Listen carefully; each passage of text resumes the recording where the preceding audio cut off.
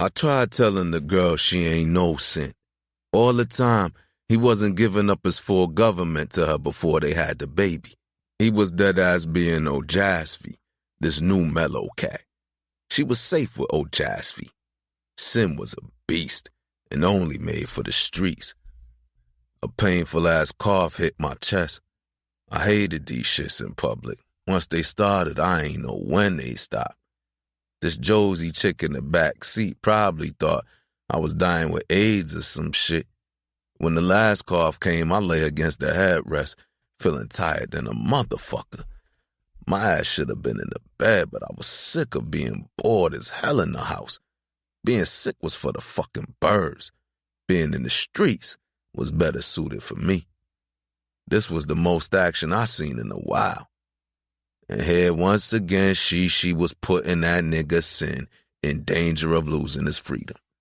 When they first started fucking, I was game for however Sin wanted to move, even if it was on some stupid love shit with Shishi.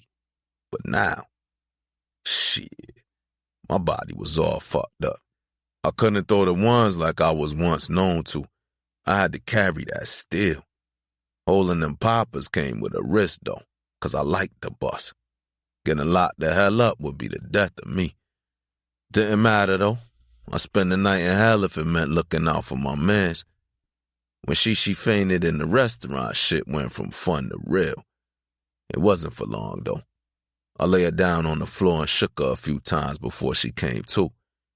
By the time Sin left off her ex, he was able to get her to stand and calm the hell down. I ain't know what he said to Shishi, but her ass didn't flip out the way she did before passing the fuck out. I had to take her keys to Bob, one of the dudes Sin paid to protect her. That's how we found out about her being here in Brooklyn with her ex. Shishi tried to be slick and dismiss him for the night, saying she was done for the day. His shift wasn't over, so he stayed on from his car in the parking lot.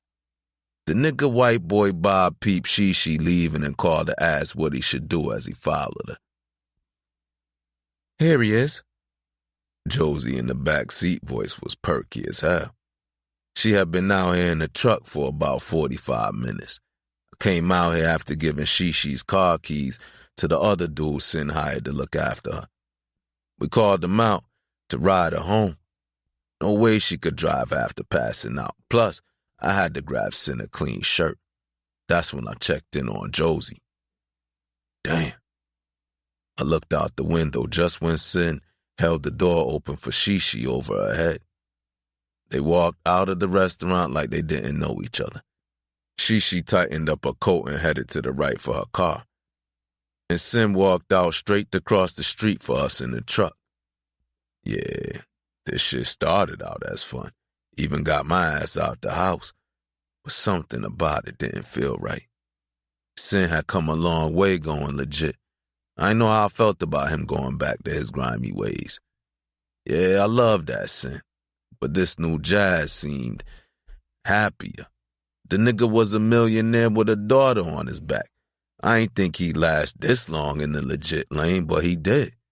It always fucked me up to see the freedom of this new Jas threatened by his dealings with Shishi. No disrespect to her, but the only time I saw the old Sin was when she was involved. Sin hopped into the back seat and closed the door. "So, cheesecake?" His voice was smooth as hell, sounding like he ain't skip a beat from when he left. "I thought you forgot all about me," Shorty told him. "Nah, never that. Had some family issues in there that ran longer than I thought.